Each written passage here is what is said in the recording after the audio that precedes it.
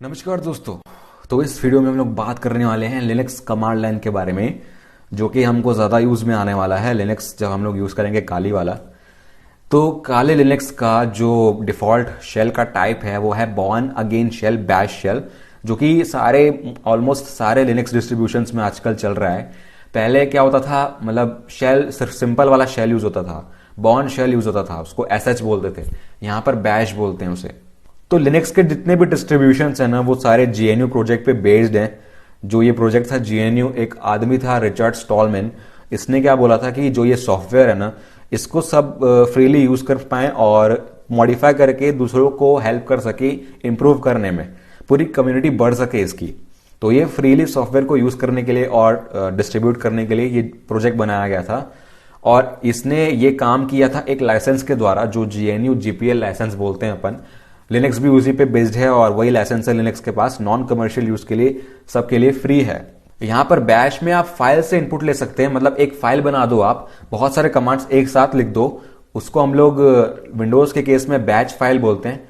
Command हम लोग जब एक साथ लिखते हैं तो बैच फाइल होती है, सारे कमांड्स रन करते हैं एक साथ अगर हम लोग इनपुट दें तो। लेकिन यहाँ पर जो है शेल स्क्रिप्ट बोलते हैं, यहाँ पे लिनक्स के केस में शेल स्क्रिप्ट बोलते हैं। तो इसमें बहुत सारे कमांड्स होते हैं एक साथ। आप जब कमांड लाइन यूज करोगे ना, तो एक एक करके कमांड देना पड़ता है, लेकिन शेल स्क्रिप्ट में बहुत सारे एक साथ होते हैं, तो आपका काम बहुत ऑटोमेट हो जाएगा। ऑटोमेशन के लिए यूज होता है शेल स्क्रिप्ट। पहले दो और शेल थे, कॉर्न शेल और सी शेल, उसी से यहाँ पर एडवांस्ड फॉर्म आया है बैश शेल का।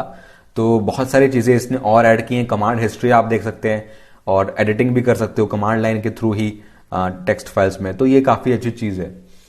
ये ऐसा कुछ दिखता है बैश शेल, ये यूबंटू के केस में ऐसा दिखता है, लेकिन अलग अलग ओएस में अलग अलग थोड़ा सा कलर वलर इंटरफेस चेंज हो सकता है।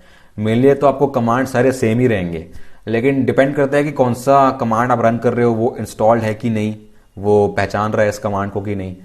तो यहां पर बैश आप कमांड टाइप करोगे तो इसका वर्जन मिल जाएगा आपको। तो यूनिक्स के केस में थोड़ा सा अलग हो जाता है, ये ऐसा स्ट्रक्चर होता है शेल का। यहां पर हार्डवेयर और कर्नल तो चलो सेम है, वहां तक सेम है, लेकिन उसके ऊपर जो है यहां पर शेल का थोड़ा सा ही पार्ट है। शेल का काफी पार्ट नहीं है, यहां पर थोड़ा सा पार्ट है, और बाकी के पार्ट्स में कुछ कुछ लिखा हुआ है यहाँ पे, सीपी, ग्रेप, टार, एसईडी, सॉर्ट, ये सब क्या है? ये सब कमांड है जो आप शेल में टाइप करते हैं। तो ये डायरेक्टली आपके कर्नल के साथ इंटरैक्ट करते हैं। यही कमांड जो है आपका शेल बनाते हैं। तो ये आपको मोस्टली काम आएंगे, सबसे ज्यादा काम आएंगे आपको ये सारे कमांड्स।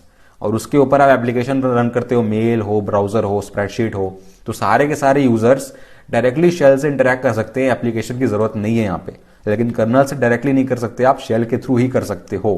तो लिनक्स कमांड लाइन में इतना ही। आई होप आपको समझ में आया होगा। नेक्स्ट वीडियो के लिए देखते रहिए, सीखते रहिए और गुड बाय।